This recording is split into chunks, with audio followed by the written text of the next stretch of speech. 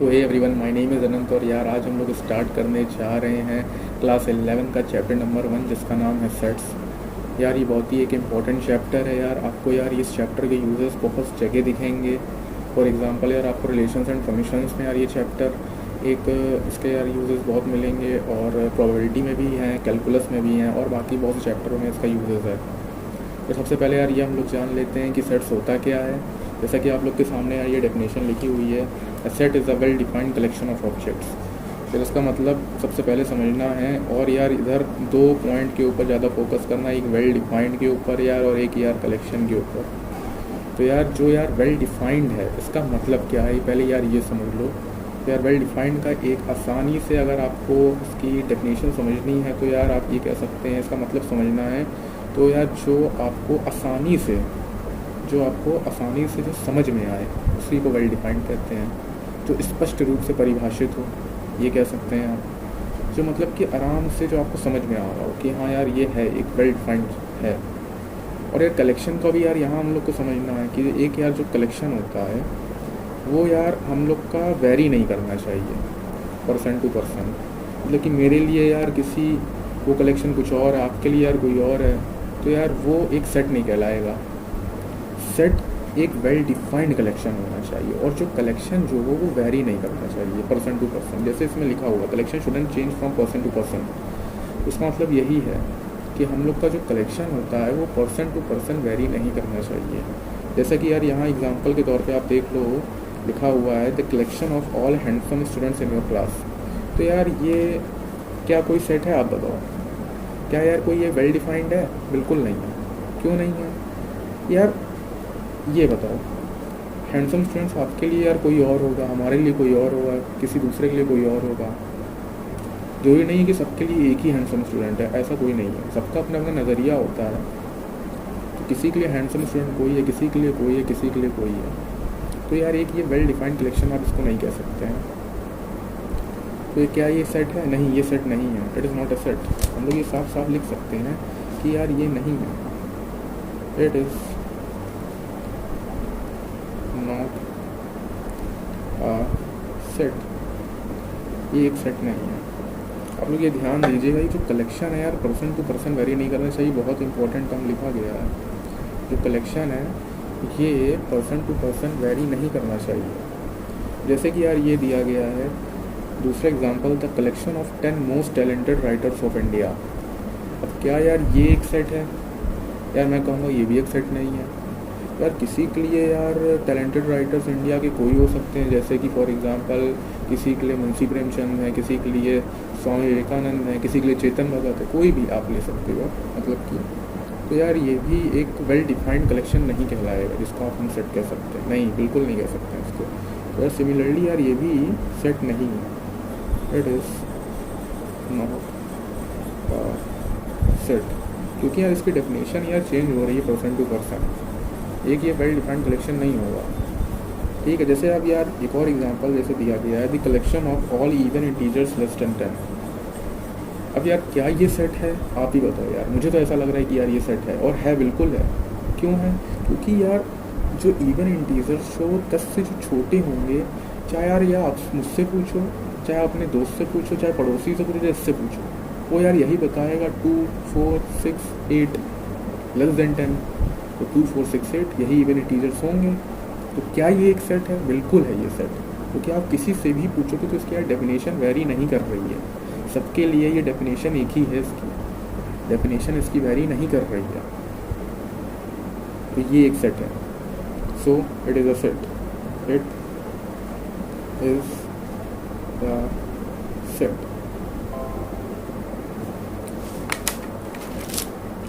चलिए इसे हम लोग यार एक और देख लेते हैं। आगे एक जो टॉपिक है छोटा सा, रिप्रेजेंटेशन ऑफ अ सेट क्या होता है। तो हम लोग पहले ये समझेंगे रिप्रेजेंटेशन ऑफ अ सेट क्या होता है। तो यार रिप्रेजेंट यार सेट को हम लोग दो तरीक़ों से कर सकते हैं। सबसे पहला है यार रोस्टर फॉर्म, जिसको हम लोग टेबुलर फॉर्म कह सकते हैं, और दूसरा होता है सेट बिल्डर फॉर्म, जिसको हम प्रॉपर्टी फॉर्म या रूल फॉर्म भी कह सकते हैं। ठीक है, और सबसे पहले यार हम लोग ये समझते हैं रोस्टर फॉर्म क्या होता है। तो यार रोस्टर फॉर्म में जो सेट्स के जो एलिमेंट्स होते हैं उसको यार ब्रैकेट करली ब्रेसेस में और कॉमा से सेपरेट किया जाता है। जैसे लिखा हुआ है, in this form the elements of this set are listed within curly brackets and separated by comma. जैसे कि मैं आपको एग्जांपल के तौर पर बता देता हूँ। फॉर एग्जांपल जैसे कोई सेट ए है, इसमें कुछ एलिमेंट्स हैं, फॉर एग्जांपल 1 3 5 7। तो यार देखो, इसको रोस्टर फॉर्म में ये रिप्रेजेंटेशन सी कही जाती है। जो भी एलिमेंट्स हैं, देखो यार ये जो 1 3 5 7 है यार, इनको एलिमेंट्स कहा जाता है। एलिमेंट्स या मेंबर्स कह सकते हो आप, इसको मेंबर्स भी कहा जाता है, ऑब्जेक्ट्स भी कहा जाता है। ये एलिमेंट्स, मेंबर्स और ऑब्जेक्ट्स, इनको यार करली ब्रेसेस में होने चाहिए, और यार सारे के सारे डिस्टिंक्ट होने चाहिए, यानी कि अलग अलग होने चाहिए, सेम नहीं होने चाहिए। ये आपको याद रखना है। जैसे कि अगर हम किसी सेट ए में 1 3 3 और 5 लिखते हैं, तो ये कोई सेट नहीं है, इसको सेट हम लोग नहीं कहेंगे, क्योंकि यार ये इसकी करेक्ट रिप्रेजेंटेशन नहीं है, क्योंकि इसमें यार 3 जो है रिपीट हो रहा है, और रिपीट नहीं होने चाहिए, अलग अलग होने चाहिए, तो ये सेट नहीं होगा। ये आप याद रखिएगा। जो भी मेंबर्स, एलिमेंट्स और ऑब्जेक्ट्स होंगे कर्ली ब्रेसेस के अंदर और कॉमा के द्वारा सेपरेट होंगे, उसी को सेट कहा जाएगा। ठीक है। और वो जो मेंबर्स होंगे, एलिमेंट्स होंगे, ऑब्जेक्ट्स होंगे, वो आपके रिपीट नहीं होने चाहिए। इसी को रोस्टर फॉर्म कहा जाता है, इसी को टेबुलर फॉर्म भी कहा जाता है। जैसे यार ये नोट पॉइंट में लिखा हुआ है, इन रोस्टर फॉर्म एलिमेंट्स और मेंबर्स और ऑब्जेक्ट्स शुड नॉट रिपीट, जो मैं आपको पहले ही बता चुका हूँ कि जो एलिमेंट्स, मेंबर्स या ऑब्जेक्ट्स होते हैं ये रिपीट नहीं होने चाहिए। जैसे यहाँ 3 3 2 बार आ गया, तो इसको रिपीट नहीं होना था, इसीलिए ये सेट नहीं होगा, ये इसकी करेक्ट रिप्रेजेंटेशन ही नहीं है। जैसे ये लिखा है, the order in which the elements of a set are written is not important. अब जैसे कि यार ये है सेट है, अब इसी सेट को मैं कुछ इस तरीके से लिखूँ, कोई ए सेट है, इसको मैं 1 5 3 7 लिखूँ, क्या ये सेट बदल जाएगा? नहीं बदलेगा। इसका सिर्फ और सिर्फ जो ऑर्डर है यार, जो इसके एलिमेंट्स हैं, उसी को हमने आगे पीछे करके लिख दिया है। इसका मतलब ये नहीं कि यार ये सेट बदल जाएगा, ये वही सेट है, जो ये लिखा है वही ये है। इसीलिए अगर आप ऑर्डर किसी सेट का चेंज करते हैं, तो उसमें कोई भी ये आप ये नहीं कह सकते कि यार वो सेट नहीं है, वो भी सेट है। आप ऐसे भी लिख सकते हैं इस सेट को, इस तरीके से भी लिख सकते हैं, दोनों ही सही है। ठीक है। अब यार देखो, सेकंड फॉर्म दी गई है सेट बिल्डर फॉर्म, तो इसको यार हम लोग समझ लेते हैं ये क्या है। सेट बिल्डर फॉर्म को प्रॉपर्टी फॉर्म भी कहा जाता है, या रूल फॉर्म भी कह सकते हैं आप, इसको रूल फॉर्म भी कहा जाता है। तो यार सबसे पहले यार इसकी यार अगर आप लैंग्वेज ही देखिए, सेट बिल्डर फॉर्म, अगर आप ये देखें इसका मतलब क्या है। सेट बिल्डर फॉर्म यानी कि जो सेट को बनाने वाली फॉर्म, ये आप कह सकते हैं, जिससे कि सेट बने उसी को सेट बिल्डर फॉर्म कहा जाता है। नहीं समझे? तो यार कोई एग्जांपल देख लेते हैं। ये एग्जांपल दिया गया है, जैसे फॉर एग्जांपल कोई ए सेट है। अब इसमें यार एक्स, इसको सबसे पहले यार इसको देखो यार पढ़ा कैसे जाता है, ये पहले पढ़ना है, इसको देखो पढ़ना सीखो। इसको इस तरीके से पढ़ोगे, A is the set, A is the set of all x. अब देखो यार इसमें एक्स की जो है कुछ प्रॉपर्टी बताई जा रही है। ये जो सिंबल होता है इसको यार कहा जाता है सच दैट। अब इसमें जो ए सेट है, इसमें जो ए सेट है उसमें कुछ एक्स एलिमेंट्स हैं जिसकी प्रॉपर्टी बताई जा रही है कि x is such that x is a vowel of English alphabets. X कुछ इस प्रकार है कि जो एक्स है वो इंग्लिश अल्फ़ाबेट्स के वोवल्स हैं। अब क्या यार ये एक सेट है, पहले मुझे ये बताओ। अगर आप मुझसे पूछोगे वोवल्स, अपने आप से पूछोगे या अपने दोस्त से पूछोगे, तो यार वो तो यार वही बताएगा वोवल्स जो होते हैं ए ई आई ओ यू। यार कोई नया तो ले नहीं आएगा वो। तो क्या ये एक वेल डिफाइंड कलेक्शन है? हाँ बिल्कुल है। तो क्या ये सेट है? हाँ बिल्कुल सेट है। ये जिसकी definition person to person vary नहीं कर रहा यार, वो एक सेट है। तो इसी को यार सेट बिल्डर फॉर्म में लिखा गया है। इसको दोबारा अगर हम रीड करें तो यार कुछ इस तरीके से करेंगे, A is the set of all x, A is the set of all x such that x is a vowel of English alphabets. यार कितना आसान है। अगर आप इसको यार अब देखो यार, ये रिप्रेजेंटेशन हो गई सेट बिल्डर फॉर्म में। अब इसी को यार अगर आपको टेबुलर फॉर्म में लिखना है तो कैसे लिखेंगे?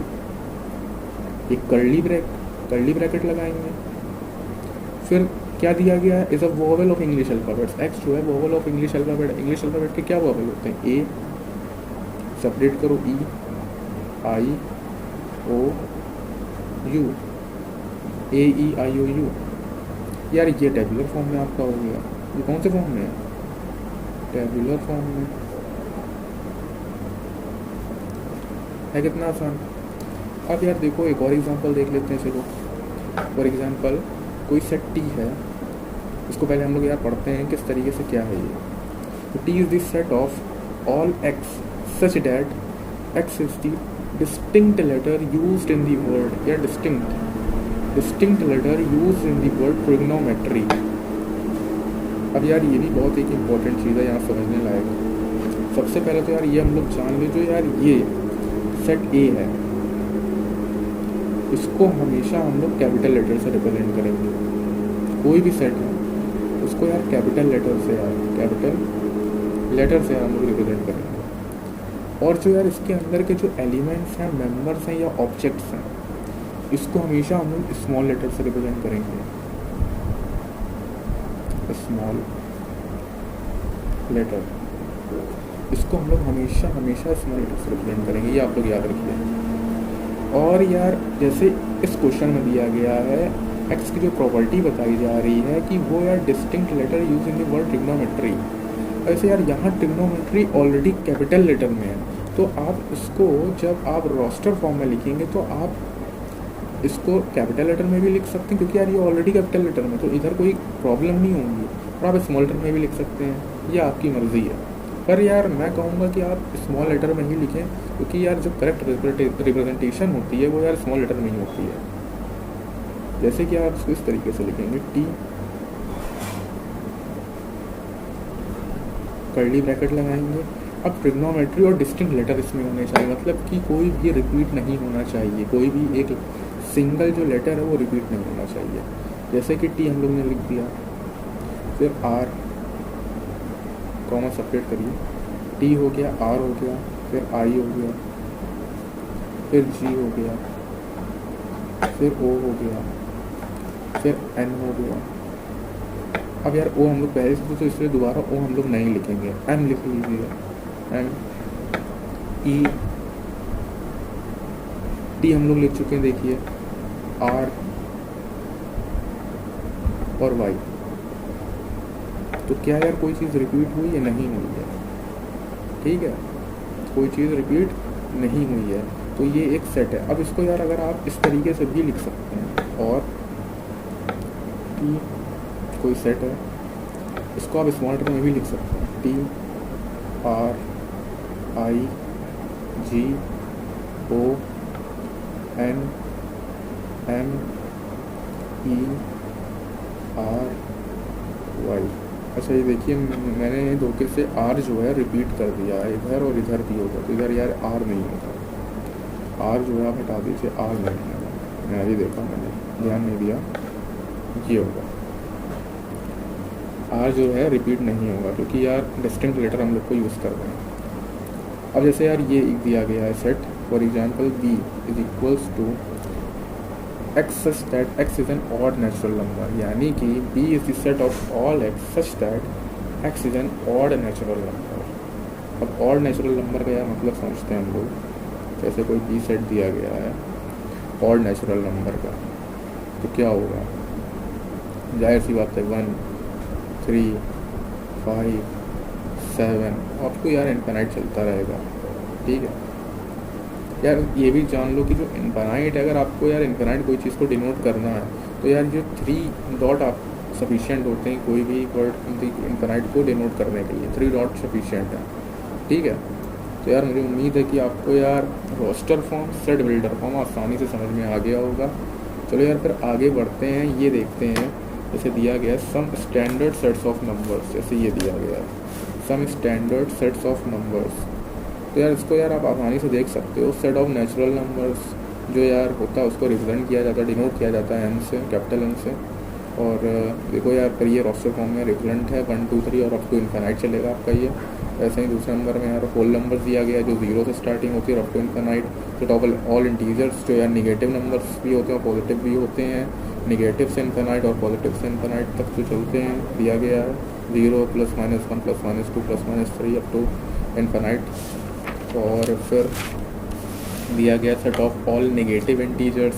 अब जो यार इंटीजर्स मैंने क्या कहा, पॉजिटिव भी होते हैं निगेटिव भी होते हैं। अब देखो यार इसको z- से डिनोट कर देती क्योंकि यार ये नेगेटिव है, और जो सिर्फ इंटीजर्स होते हैं उनको यार z से डिनोट किया है क्योंकि उसमें पॉजिटिव और निगेटिव दोनों इंक्लूड होते हैं। अब जैसे इसमें साफ साफ दिया गया नेगेटिव इंटीजर्स, तो यार हम लोग z एक ऊपर माइनस लगा देंगे यार, क्योंकि यार ये नेगेटिव इंटीजर्स हैं। तो z- और इसको कर्ली ब्रैकेट के अंदर -1 -2 -3 अप टू -इन्फिनाइट तक चलेगा। वैसे ही पॉजिटिव इंटीजर z+ हो जाएगा। रेशनल नंबर्स यार वो होते हैं जो p/q के फॉर्म में होते हैं, जैसे कि 2/3। और जो इसमें जैसे जो p/q है, जैसे इसमें जो q है वो यार 0 के इक्वल नहीं होना चाहिए, क्योंकि यार फिर नॉट डिफाइंड हो जाएगा। कोई भी चीज़ अपॉन 0 है तो नॉट डिफाइंड है। तो यार जैसे ये है, तो इसमें where p and q both integers हैं, यार इंटीजर्स होने चाहिए। जैसे 2/3 एक इंटीजर, तो यार ये एक इंटीजर, तो यार ये एक रेशनल नंबर है। तो इसको समझ लो, तो p/q के फॉर्म में जो नंबर होते हैं उन्हीं को यार इंटीजर्स कहते हैं यार, सिंपल है। इरेशनल नंबर को यार i से डिनोट किया जाता है, सिंपल है। रियल नंबर्स यार, अब रियल नंबर्स यार जितने भी नंबर लाइन में जितने भी नंबर्स होते हैं सब यार रियल नंबर्स होते हैं। ऐसा कोई भी नंबर नहीं है जो रियल नंबर ना हो, ठीक है। अब रियल नंबर जैसे मैंने यार एग्जांपल के तौर में दे दिया है, जैसे नेचुरल नंबर भी हैं, इसमें होल नंबर भी आते हैं, इंटीजर्स भी होते हैं, रेशनल नंबर भी होते हैं, इरेशनल नंबर्स भी होते हैं। सब कुछ यार आपका जो होगा रियल नंबर्स में सब कुछ इंक्लूड होगा, ठीक है। पॉजिटिव रियल नंबर जो पॉजिटिव होते हैं 1 2 3, निगेटिव इसमें नहीं होते हैं, ठीक है। अब यार कुछ एग्जांपल्स देख लेते हैं जो यार आपके एनसीईआरटी में दिए गए, जिससे कि यार आपका थोड़ा सा कॉन्सेप्ट यार और क्लियर हो जाएगा। इसमें दिया गया write the solution set of the equation x² + x - 2 = 0 in roster form. ये यार आपको आसान सी यार क्वालिटी इक्वेशन दी गई है यार, इसको यार आपको रोस्टर फॉर्म में जो है रिप्रेजेंट करना है, लिखना है।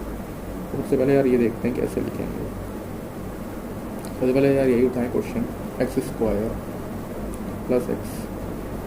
2 = 0। तो यार इसकी आसान सी क्वाड्रेटिक इक्वेशन है यार, इसको सॉल्व करते हैं। x² + 2x - x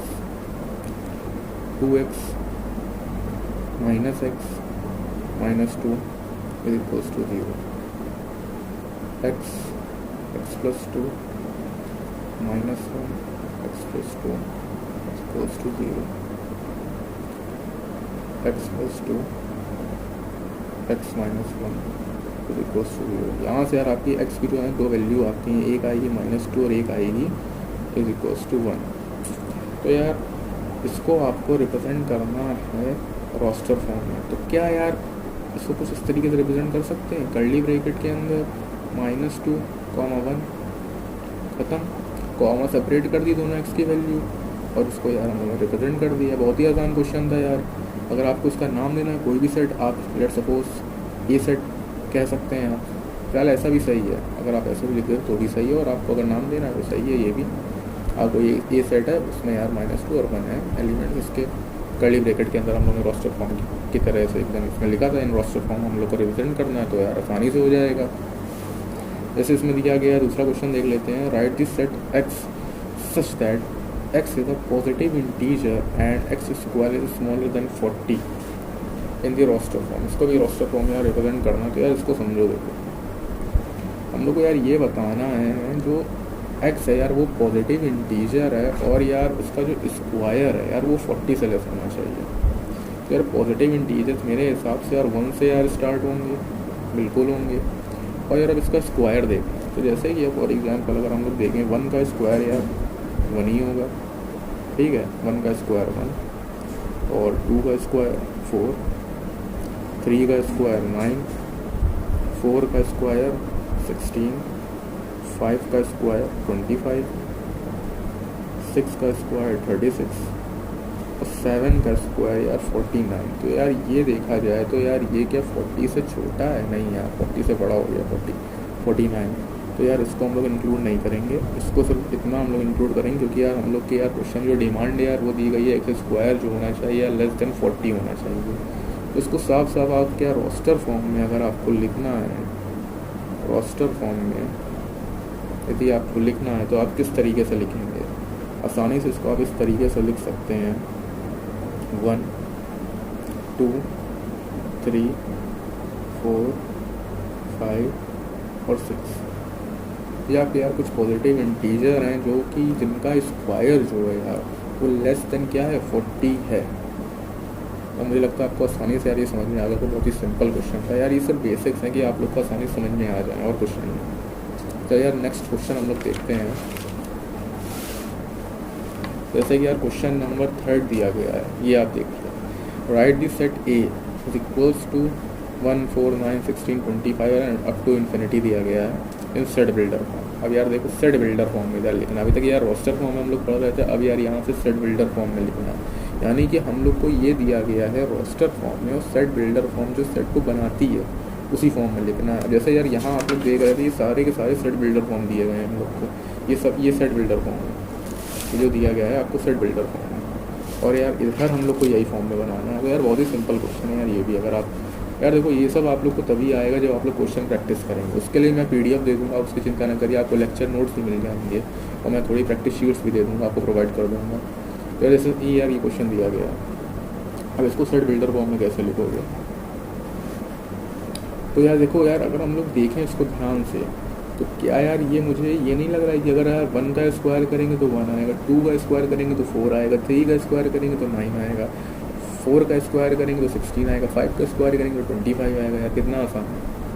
तो ये क्या दिए गए हैं? ये आपको यार नेचुरल नंबर्स नहीं दिए गए हैं जो यार 1 से स्टार्ट हो रहा है और अप टू इन्फिनिट दिया गया जिनका स्क्वायर है ये, बिल्कुल है। इसे कुछ इस तरीके से लिखेंगे कि कोई सेट ए है, A is the set of all x such that x is what? a natural number, a natural number। ये जो है यार ये आपका एक नेचुरल नंबर है यार। बहुत आसान से यार क्वेश्चन था यार ये। और भी आप बहुत से तरीके से इसको रिप्रेजेंट कर सकते हैं, जैसे कि a is the set of all x such that x is a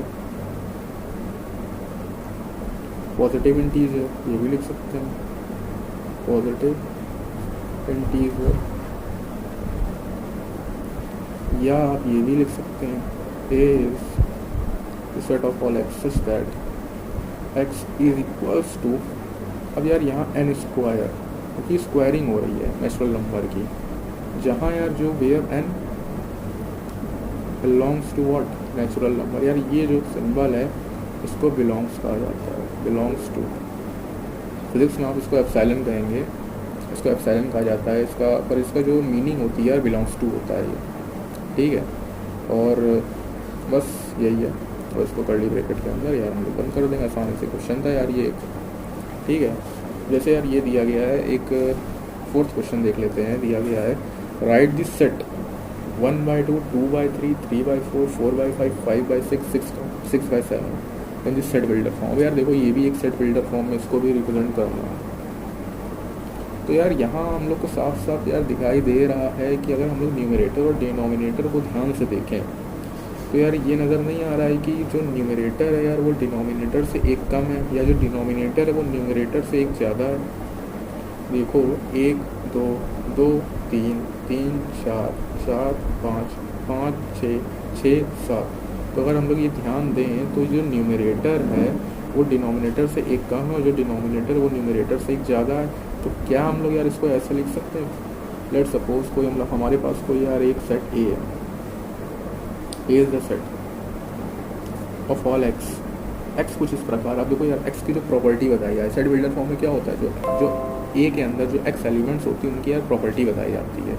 जैसे ये दी गई property x such that x equals to, अगर ऊपर n है तो नीचे एक उससे बड़ा है n+1, जहाँ जो n है वो किसको बिलोंग कर रहा है? नेचुरल नंबर को बिलोंग कर रहा है। समझ रहे हो? मेरा मतलब समझो, कोई ए सेट है जिसमें कुछ एक्स एलिमेंट्स हैं, नंबर्स हैं, ऑब्जेक्ट्स हैं, जो कि क्या है n/n+1, यानी कि जो डिनोमिनेटर है वो न्यूमरेटर से +1 है, एक ज़्यादा। देखो यार 1/2, 2/3, हमेशा 1 एक ज़्यादा, जो 2 है वो 1 से एक ज़्यादा है, 3 है जो 2 से एक ज़्यादा है, तो ये समझो। और ये क्या है, सब नेचुरल नंबर्स हैं। कहाँ तक दिए गए हैं ये यार, हम लोग देखें तो 6 तक है। तो यानी कि n belongs to natural number where n is smaller than equals to 6 and greater than equals to what 1। 6 से छोटा 6 के बराबर और 1 के बराबर 1 से बड़ा है। ठीक, ये समझ गए? बहुत ही आसान सा क्वेश्चन था यार ये भी, देखा जाए तो। अब जैसे यार लास्ट क्वेश्चन देखते हैं। तो क्वेश्चन यार एनसीईआरटी का एग्जाम्पल का जैसे दिया गया, match each of this set from roster form to set builder form. अब यार रोस्टर फॉर्म दिए गए हैं कुछ यार इसके, और जो कुछ यार सेट बिल्डर फॉर्म दिए गए हैं। तो यार इनको आपस में आपको मैच करना है। अब आप मैच कैसे करेंगे ये आपको समझना है। तो यार हम लोग देखते हैं कि सेट बिल्डर फॉर्म क्या है। आखिर इसी से तो ये फॉर्म बनी है, रोस्टर फॉर्म। पहले सेट बिल्डर फॉर्म दिया रहता है ना, फिर रोस्टर फॉर्म आप बनाते हैं। तो हम लोग यार आसानी से देखते हैं। सबसे पहला यार जैसे ये दिया गया है, x is such that x is a positive integer and is a divisor of 18। X यार जो एक्स की प्रॉपर्टी है वो पॉजिटिव इंटीजर है और जो है वो डिवीजर ऑफ 18 है, यानी कि 18 को जो है वो डिवाइड करता है। तो यार 18 को क्या क्या डिवाइड करेगा वो आप ही मुझे बताओ। जैसे कि हम लोग देखें 1 तो यार सभी को डिवाइड कर देगा, 2 डिवाइड कर देगा, 3 डिवाइड कर देगा, और 4 नहीं करेगा, 5 नहीं करेगा, 6 नहीं करेगा, 7 नहीं करेगा, 8 नहीं करेगा, 9 डिवाइड करेगा, और फिर यार 18 ही डिवाइड करेगा। तो यार कुछ इस तरीके से क्या दिया गया, और 6 भी डिवाइड करेगा, 6। तो कुछ इस तरीके से यार कहाँ दिया गया, जैसे ये दिया गया सेम टू सेम यार दिया गया ये। तो क्या ये मैं इस तरीके से आपको कर सकता हूँ कि यार ये एकदम सेम दिए गए, ये रोस्टर फॉर्म है, ये इसका यार सेट बिल्डर फॉर्म है। ऐसे यार ये दिया गया x is such that x is an integer and x square minus 9 is equals to 0। यार इसको आसानी से आप सॉल्व कर सकते हैं। इसको इस तरीके से सॉल्व कर दीजिए, x square is equals to 9, x की वैल्यू क्या आ जाएगी प्लस माइनस में 3, ये आ जाएगी एक्स की वैल्यू क्या आ जाएगी प्लस माइनस में 3। तो यार ये देखो साफ यार ये दिया गया है 3 - 3। मैंने पहले ही कहा था अगर आप कुछ इस तरीके से उसको रिप्रेजेंट करें 3 - 3 या -3 3, तो यार बात एक ही है, दोनों एक ही चीज़ है, ऑर्डर मैटर नहीं करेगा। ठीक है, अब देखते हैं। जैसे थर्ड दिया गया C x such that x is an integer and x + 1 is equals to 1। अब यार तुम ये बताओ एक्स में ऐसा क्या रखें भाई जो 1 हो जाए। जाहिर सी बात है यार, अगर किसी भी चीज़ को वही होना है तो यार उसमें कोई चीज़ 0 ऐड करोगे तो ही तो वो होगा। जैसे यहाँ 1 है तो इसमें यार हम अगर 0 ऐड करेंगे तो ही ये 1 होगा। अब 2 ऐड कर दोगे तो 3 हो जाएगा यार, 1 ऐड कर दोगे तो 2 हो जाएगा, नहीं होगा बाकी और किसी से। तो इसलिए अगर इसको 1 ही होना है और 1 है ये ऑलरेडी, तो यार इसमें 0 ऐड कर दो। साफ साफ यार ये दिया गया है, कुछ इस प्रकार से हम लोग इसको ठीक है कर सकते हैं। और यार जैसे ये दिया गया है लास्ट, फिलहाल बचा तो एक ही है, फिलहाल इसको भी समझ लेते हैं। X is such that x is a letter of the word principle. Principle का यार लेटर ऑफ द वर्ड है। तो यार देखो प्रिंसिपल, अब देखो यार यहाँ क्या किस तरीके से लिखा गया है। यार जो होते हैं जो हम लोग रिप्रेजेंट करेंगे रोस्टर फॉर्म में, तो इसको यार रिप्रेजेंट इस तरीके से करेंगे कि जो यार हर लेटर होता है वो डिस्टिंक्ट होना चाहिए, अलग अलग होता है। जैसे कि ये दिया गया है पी, तो अब पी यार दोबारा नहीं आएगा। आर, तो यार अब आर दोबारा नहीं आएगा, आई नहीं दोबारा आएगा, एन दोबारा नहीं आएगा, सी नहीं आएगा, आई हम लोग पहले लिख चुके तो नहीं लिखेंगे, पी हम लोग पहले लिख चुके तो नहीं लिखेंगे, ए है और एल है। क्या यार सेम टू सेम, क्या भाई यार ये लिखा हुआ है, बिल्कुल लिखा हुआ है यार, देखो। तो इसको कुछ यार इस तरीके से हम लोग कह सकते हैं कि ये कुछ इस प्रकार है। तो यार आज का यार वीडियो मैं यार यही समाप्त करता हूँ। मुझे लगता है कि आप लोग को यार बेसिक्स से यार थोड़े बहुत इसके समझ में आ गए होंगे। नेक्स्ट यार वीडियो में हम लोग एनसीईआरटी की एक्सरसाइज यार 1.1 सॉल्व करेंगे, जो कि एक बहुत ही अच्छी एक्सरसाइज से आपके और भी कॉन्सेप्ट्स क्लियर हो जाएंगे। मैं यार आपको इस पूरे के पूरे नोट्स यार प्रोवाइड कर दूंगा यार डिस्क्रिप्शन बॉक्स में यार। And this is my first video in YouTube, तो यार मुझे बहुत अच्छा लग रहा है कि आप लोग यार देखेंगे, और मुझे उम्मीद है कि आप लोग को यार समझ में आया होगा। तो चलिए यार, टाटा बाय बाय, अब नेक्स्ट लेक्चर में मिलते हैं, चलिए बाय।